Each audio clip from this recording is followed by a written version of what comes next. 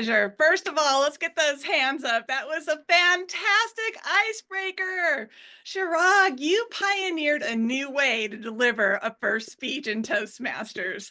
Icebreakers are traditionally, we just get to learn a little bit about you. A lot of people get up and talk about their families or their work, but you delivered so many advanced techniques in under 7 minutes. It was amazing. You wove in your story with metaphors and visuals, hand language, visual language, your eye contact. You had it all. There was nothing that you missed as far as audience engagement, eye contact, and voice.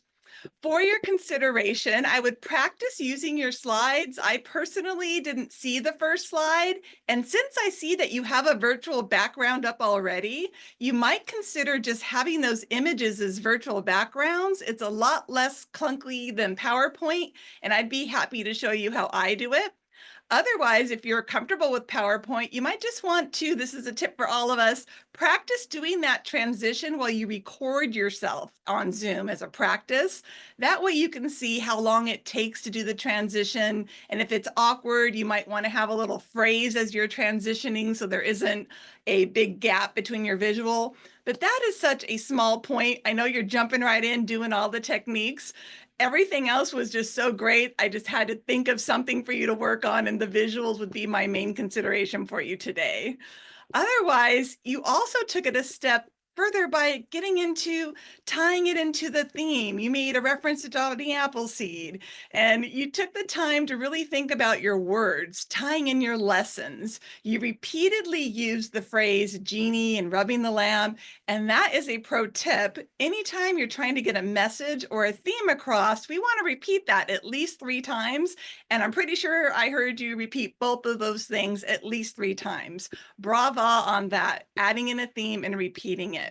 The structure of your speech was well done. You took us from childhood, and you're so blessed for your parents to have instilled magic in you at such a young age. As a coach, I'm helping adults find their magic. And the fact that you knew that, but still had the wherewithal as an adult to say, I'm not perfect. I still need personal development. Yes, there's magic in me, but I want to be a master at public speaking. That was a testament to how great of a Toastmaster you're going to be. In addition to self-growth and personal development, being able to look at the areas that we need improvement right from the beginning and seeking help is probably the best step to becoming at least a professional speaker, in my opinion, because it's those feedback moments, not only from others, but from ourselves that matter the most. And in your journey to Toastmasters, you found us, and we're so glad that you chose your club to continue this journey with. Like I said, my consideration was just a tiny point. Pat yourself on your back, friend. You did a fantastic job, and it was my pleasure being your evaluator. Back to you, Madam Toastmaster.